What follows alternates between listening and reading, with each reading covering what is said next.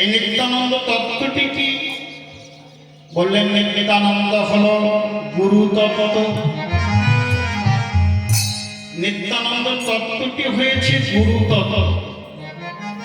যদি আমাদের গৌর গোবিন্দের চরণ পাদপদ্ম পেতে হয়, তাহলে আগে নিজ নিজ গোড়াকে ধরতে হবে। নিজ নিজ গোড়াকে হয়েছেন আমাদের শ্রী গুরুদেব। সেই গুরুচরণ আশ্রয় করে আমাদের ভজন করতে হবে। গুরুচরণ, এই যে গুরুচরণ আশ্রয়, দেখুন বাবা, এই গুরুচরণ আশ্রয় করতে গেলেও কোটি কোটি জন্মের সুকৃতির প্রয়োজন। সুকৃতি না থাকলে সদ্গুরু চরণ আশ্রয় হয় না। কেমন? শাস্ত্রে তার প্রমাণ দিচ্ছে। কবিরাজ গোস্বামী বা চৈতন্য চরিতামৃতে কলম দেবে, ব্রহ্মাণ্ড ভ্রমিতে কোন ভাগ্যবান যে ভাগ্যবান গুরু কৃষ্ণ প্রসাদে পায় ভক্তি লতাবি। গুরু কৃষ্ণ প্রসাদে পায় ভক্তি লতাবি। মানি হইয়া সেই বীজ কদয়ে রোপণ কদয়ে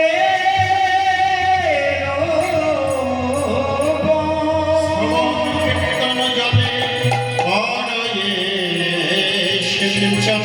শ্রবণ কীর্তন জলে কদয়ে কি বললেন? ব্রহ্মাণ্ড ভ্রমিতে কোন ভাগ্যবান জীব গুরু কৃষ্ণ প্রসাদে পায় ভক্তিলতা বীজ। ভালো করে লক্ষ্য করতে হবে বাবা। চৈতন্য চরিতামৃতের কঠিন শব্দ আমার মতো মূর্খের দ্বারাই বোঝা সম্ভব নয়। তবু আপনাদের মতো সাধুগুরু বৈষ্ণবের কৃপায় হয়তো বা কিঞ্চিত বর্ণনা হতে পারে, যদি আপনার কৃপা করেন। বলেন ব্রহ্মাণ্ড ভ্রমিতে কোন ভাগ্যবান জীব। এই বিশ্ব ব্রহ্মাণ্ড ভ্রমণ করতে করতে করতে করতে কোন ভাগ্যবান জীব, কোন ভাগ্যবান জীব। এই যে কোন কথাটি চালিয়ে দিলেন, এই যে কোন শব্দটা, মানে সবাইকে বলছেন না। কোন শব্দের অর্থ হলো সবাইকে বলছেন না, কোন ভাগ্যবান জীব। যিনি ভাগ্যবান ভাগ্যবতী তার কথাই বলছেন। এই বিশ্ব ব্রহ্মাণ্ড 84 লক্ষ জনি, 80 লক্ষ জন্ম আমাদের বিভিন্ন কায়দায় কেটেছে। কখনো বা স্থবর বলে, কখনো বা কৃমিকীট রূপে, কখনো বা পশু কুলে, কখনো বা পক্ষী কুলে। এভাবে আমাদের 80 লক্ষ জন্ম চলে গেছে। বাকি রইল 4 লক্ষ জন্ম। এই 4 লক্ষ জন্মকে হলো আমাদের মানব জন্ম। এই 4 লক্ষবার মানব জন্ম যে আমাদের হয়েছে, আমরা তো কেউ বলতে পারি না যে এটা আমাদের শেষের জন্ম চলছে। 4 লক্ষের শেষের জন্ম না প্রথম জন্ম হয়েছে, এটা আমরা কেউ বলতে পারি না। অতএব ভেবে নিতে হবে যে এটা আমার শেষের জন্ম, এরপরে আমি আর মানব জন্ম পাব না। সেই বুঝে আমাদের ভজন করতে হবে। তাই বলেন কোন ভাগ্যবান জীব এই বিশ্ব ব্রহ্মাণ্ড ভ্রমণ করতে করতে করতে করতে কোন ভাগ্যবান জীব গুরু কৃষ্ণ প্রসাদে পায় ভক্তিলতা বীজ। গৌরচন্দ্রিকা হয়ে যাবে, তারপরে গুরুর কাছে কি পাওয়া যায়? বলেন গুরুর কাছে ভক্তিলতা বীজ পাওয়া যায়। যে বীজ আপনি বাজারে হাটে কিনতে পাবেন না। যদি মনে করেন যে বেথুয়া বাজারে গিয়ে আমি ভক্তিলতা বীজ কিনে আনবো, পাবেন না।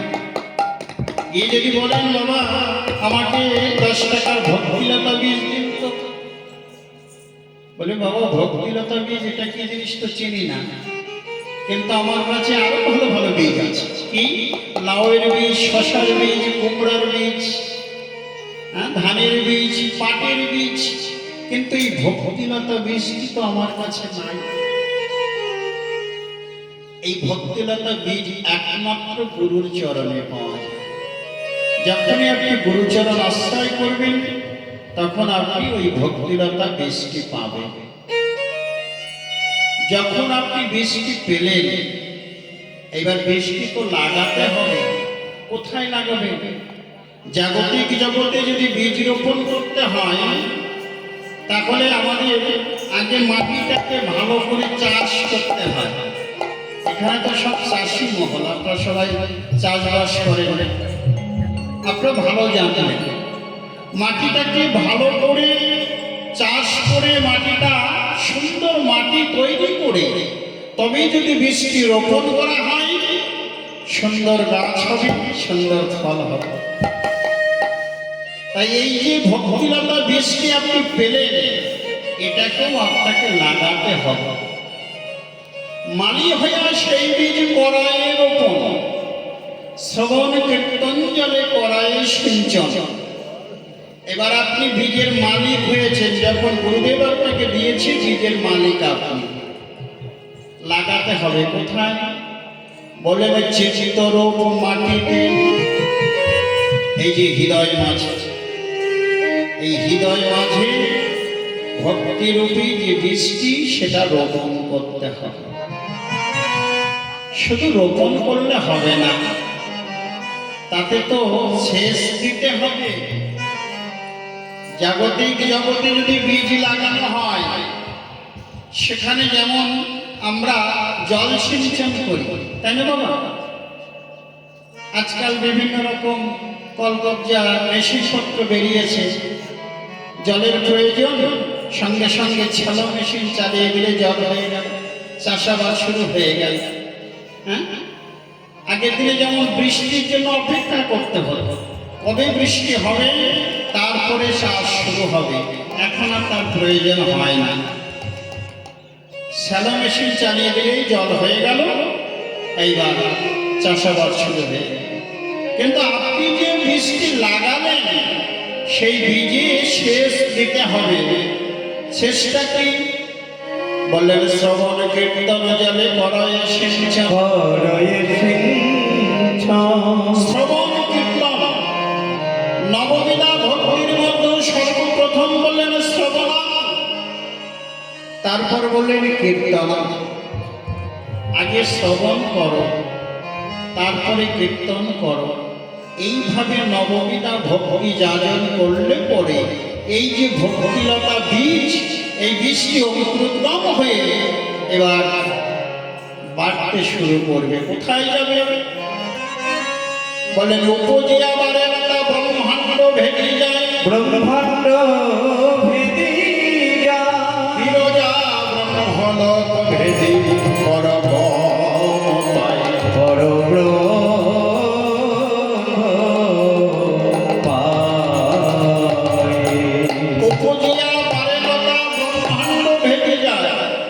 এইবার ওই ভক্তিলতা বীজটি অঙ্কুরোদ্গম হয়ে বাড়তে শুরু করলো।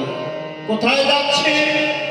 বললেন বিরজা নদী পার হচ্ছে। বিরজা, এই বিরজাটা হলো কারণ সমুদ্র, মায়া নদী। যদি আমাদের গৌর গোবিন্দের ভজন করতে হয় তাহলে আমাদের এই মায়া নদী পার হতে হবে। মায়া নদী পার না হলে আমাদের গৌর গোবিন্দের ভজন হবে না। মায়া নদী, বাবা আমরা তো সবাই মায়া নদীর এপারে বসে আছি, মায়ার সংসারে বসে আছি। এই মায়ার সংসারকে যদি পার করতে হয়, যদি দূরীভূত করতে হয়, তাহলে আমাদের গোবিন্দ চরণ আশ্রয় করে, গুরু গোবিন্দের চরণ আশ্রয় করে আমরা যদি তার ভজন করি তাহলে ওই মায়া দূরীভূত হবে, তার আগে হবে না। শাস্ত্রে কি বললেন? ভগবান অর্জুনকে বললেন, হে অর্জুন, এই যে মায়া দেখছ, এই মায়াটি হলো দুর্দৈব। গীতায় তিনি উপদেশ দিলেন, দৈবী হেসা গুণময়ী মম মায়া গুণত্রয়া মামেব যে প্রপাদ্যন্তে মায়া মেতাম তরন্তে। এই মায়াটি কি জানো? এটা হলো দুর্দৈব, এটা হলো আমার একটা বহিরঙ্গা শক্তি। গোবিন্দের বহিরঙ্গা শক্তি হলো মায়া। সেই মায়াকে যদি দূরীভূত করতে হয়, তাহলে বললেন আমার চরণ শরণ নাও। গোবিন্দ চরণ শরণ নিলে গোবিন্দ বললেন আমি সেই ভক্তকে কোলে তুলে নিই। ওই মায়াকে দূরীভূত করে সেই ভক্তকে আমি কোলে তুলি।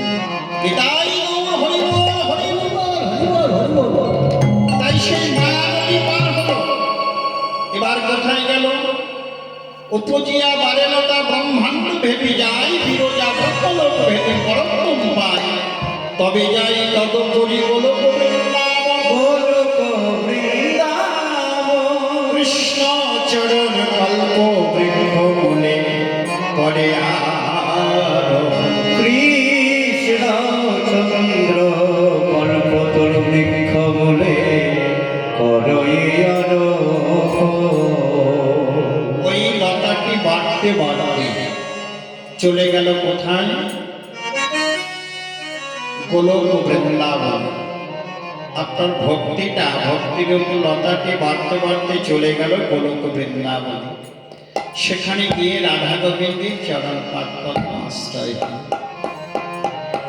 এইভাবে আমাদের গুরুচরণ আশ্রয় করে আমরা যদি ভজন করি, তবেই আমরা গৌর গোবিন্দের কৃপা পাব, তার চরণ পাদপদ্ম আমাদের লাভ হবে। তাই ধর ধর গুরু চরণ ধর, ধর ধর গুরু চরণ ধর, ধর ধর গুরু চরণ ধর। ধর গুরু চরণ ধর। আমার সকল জ্বালা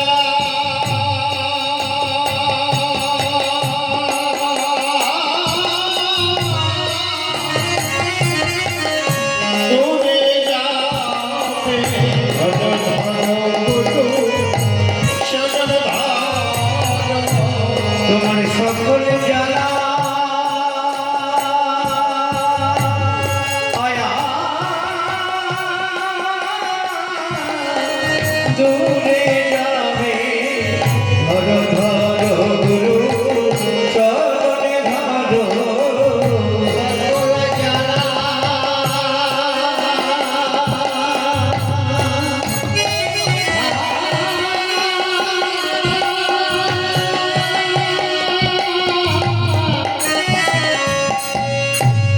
দূরে যাবে। ধর ধর গুরু চরণ ধর।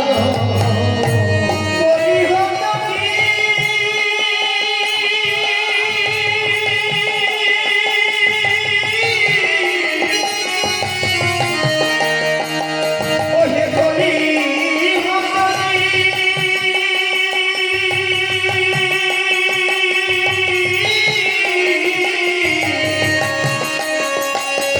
ওরে হত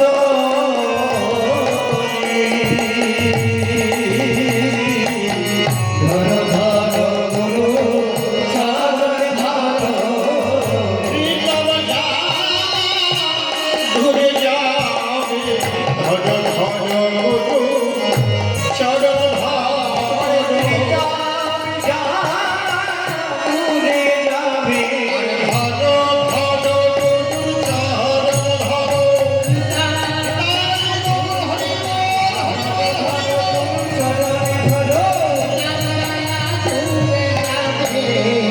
ধর ধর গুরু চরণ ধর।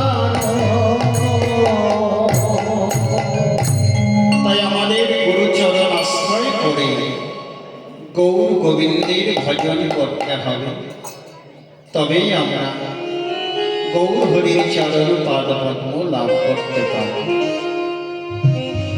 তাই আজকে বৈষ্ণব কবি বললেন আরে মোর গৌরাঙ্গ বিধু পুরব প্রেম রস হইতে মধু হইতে